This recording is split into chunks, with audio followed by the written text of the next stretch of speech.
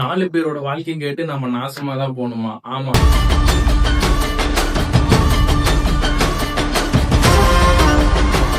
அதுதான் இந்த film. Welcome back to weekly voice official channel. Best மூவிஸை பார்க்க நம்ம சேனலை சப்ஸ்கிரைப் பண்ணிருங்க. 3ஆம் கண் இந்த ஃபிலிம்ல சொல்லக்கூடிய ஒரே ஒரு விஷயம் வந்து சைக்கோபாத் த்ரில்லர் அப்படின்னு சொல்லி கொடுத்திருக்காங்க. ஆனா டைரக்டருக்கும் புரியல, படத்தை பார்க்க வந்தவங்களுக்கும் புரியல. நான் ஃபர்ஸ்ட் படத்தினுடைய கான்செப்ட் என்னன்னு சொல்லிடுறேன்.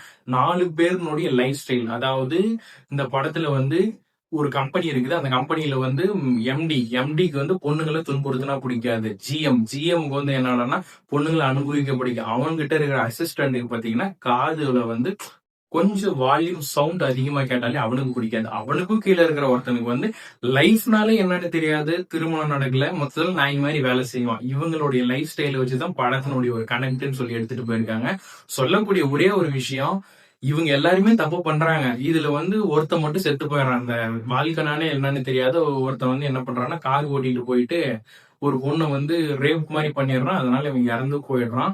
இதை தெரிஞ்ச யாரு எம்டி, அவரு வந்து எந்த பொண்ணு அவங்களுடைய கம்பெனியில துன்புறுத்துறாங்களோ அந்த ஆளுங்களை வந்து சாகடிக்கிறது, அவனுக்கு உடல் ரீதியான பிரச்சனை கொடுக்குறது, அதை வந்து லைஃப் ஸ்டைலா வச்சிருக்கான். அதுல வந்து மாட்டிக்கிட்டவன் தான் ஜிஎம். அவனும் இறந்து போயிடுறான். இது எல்லாமே தெரிஞ்சுக்கிட்டு நம்மளுடைய அந்த சவுண்ட் அதிகமா கேட்கும் பாத்தியா, அவர் நம்மளுடைய கலையரசன், அவருதான் வந்து கிளைமேக்ஸ்ல ஒரு புரியாத புதிராவே படத்தை வந்து எடுத்துட்டு போறாங்க. ஃபர்ஸ்ட் ஒரு 10 நிமிஷம் பாக்குற மாதிரி இருக்குது.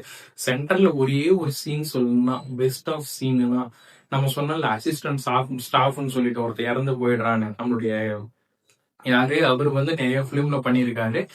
அவர் என்ன பண்றாருன்னா ஒரே ஒரு பக்கத்து வீட்டு ஆன்டிங் கூட கொஞ்சம் சந்தோஷமா இருக்கிற ஒரு சீன் சூப்பரா கொடுத்திருக்காங்க. அது ஒண்ணு மட்டும்தான் படத்தை கொஞ்சம் தூக்கி கொடுக்குற அளவுக்கு இருக்குது. வேற எதுவுமே வந்து 3ஆம் கண் அப்படின்ற ஒரு படத்துல இல்லவே இல்லை. சரி, ஸ்பாய்லர்ஸ் பார்க்கலாம். ஸ்பாய்லர்ஸ்னா படம் ஸ்டார்டிங் டு எண்டிங் வரைக்குமே ஸ்பாய்லர்ஸ் மட்டும்தான். படத்துல வந்து பேசுற விதமா எந்த ஒரு சீனுமே எந்த ஒரு விஷயமே இல்லை. டைரக்டரும் தெளிவா சொல்றாரு. நீங்க எத்தனையோ படத்தை பார்த்திருப்பீங்க. இந்த படம் நீங்களே சொல்லுங்க, இதுல யாரு ஹீரோ யாரு வில்லன் உங்களுக்கு புரிஞ்சிருக்கும் நினைக்கிறேன்னு சொல்றாரு.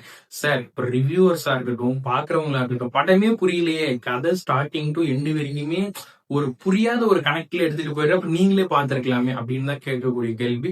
இந்த படத்தை பார்த்தவங்களா இருக்கட்டும், பார்க்க போறவங்களா இருக்கட்டும், கேட்கக்கூடிய ஒரே ஒரு கேள்வி, படத்துல கதை இருக்கா இல்லையா, நீங்க சொல்லுங்க.